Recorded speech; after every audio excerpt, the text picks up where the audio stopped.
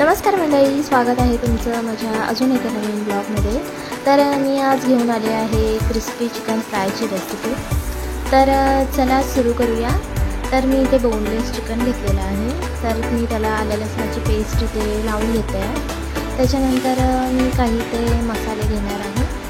तर सर्वात आधी तर मी इथे लाल तिखट टाकते आहे, त्याच्यानंतर हळद, त्याच्यानंतर मी इथे गरम मसाला आणि धना पावडर टाकून घेते आहे आणि चिकन मसाला आणि थोडासा लिंबाचा रसही टाकायचा आहे। इथे फूड कलर टाकते आहे आणि चवीनुसार मीठ।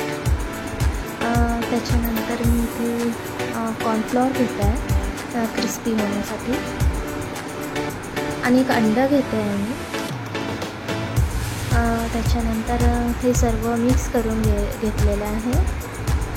मिक्स करून आहे ना 15 ते 20 मिनटं मी ठेवून देते आहे। 15 ते 20 मिनटानंतर आहे ना मी हे फ्राय करून घेणार आहे मस्त क्रिस्पी होईपर्यंत। मंडळी, व्हिडिओ आवडला असेल तर प्लीज लाईक, शेअर आणि सबस्क्राईब करा। फ्राय करून झाल्यानंतर हे आहे final touch. Thanks for watching.